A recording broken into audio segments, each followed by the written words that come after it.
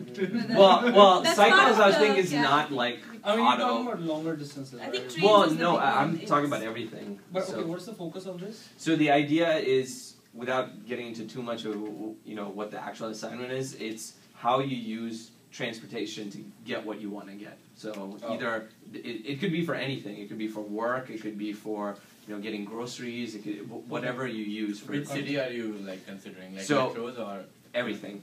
everything? So Yeah. then you have to include rickshaws. It's a big part. Yeah. of So I guess that's what I meant by like cabs and autos, so rickshaws. Okay, so let's talk about buses. When is it preferable to use a bus, and what are some of the drawbacks of that?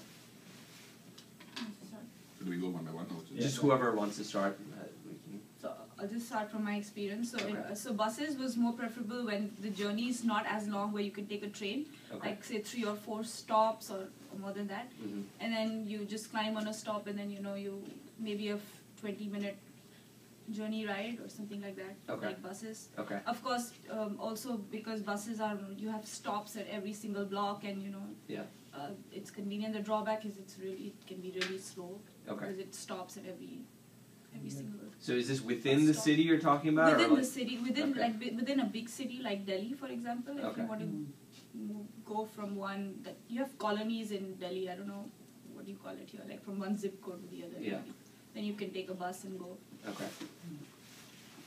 Any other thoughts? Yeah, I think also, so speaking about Bangalore, where there was no metro system until last year. Okay. And even then, it's very limited in distance and coverage. So buses are pretty much the only mass transport, Okay. mode in the Okay. city. Okay. In terms of something that you said in terms of convenience of where it stops, because the network is really really big, Yeah. and the coverage is pretty wide. So if there's a really remote place, you might not even get like an auto to go there. Let's say. Oh, so the bus actually The will bus get will- you places Yeah, that. it'll get you places that there might be just one bus, Yeah. but there will be a bus which Okay. and there are some buses, for example, which cover like the entire city. Okay. Like they start at one end and they go through the it's like from the start to the finish takes like 3.5 hours, Okay. right? But it covers the entire city. Right. So in terms of getting to remote places, it's pretty Okay. convenient to use a bus. Okay.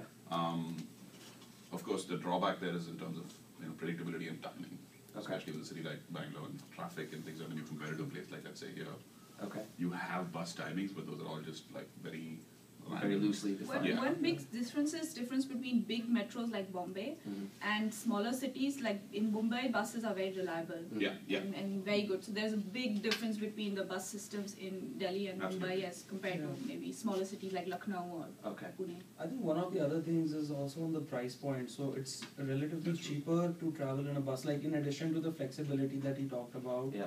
and the deep network, Mhm.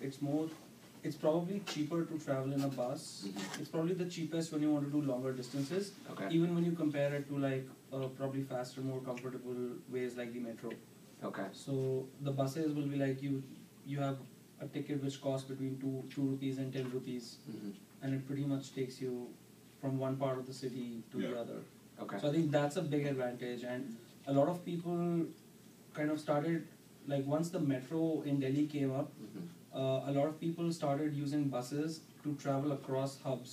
Okay. So Yeah. they would use metros to travel across the parts where there was no predictability or the traffic was very heavy. Mhm. And then from there onwards, they use the deeper bus network to kind of travel to wherever they want to. Okay. They in So- fact started that in Bangalore also. Yeah. They used to call it feeder systems. So you have buses which will pick you up from your, let's say, closest bus stop Okay. and take you to the nearest metro station. So Okay. that it just sort of does that last mile Okay. piece I see. a lot. Just a comment on comfort. Yeah. In Bombay, I used to take the AC bus. So they started in addition to the normal buses for Right. 2 rupees Same or for- whatever. Yeah. The AC buses were quite good as well. So people could actually travel to work in those. Okay. Same for Bangalore A as well. point to that, so basically all the big urban cities, they were going through this whole urban renewal program where they introduced these low floor buses, Mhm. which were very easy to use for a lot of disabled people. Okay. And they also started tiering these bus services, so you had AC buses and you had non-AC buses. Okay. And the AC bus was like relatively more expensive, Yeah. so it also provides heating in winters. Mhm. So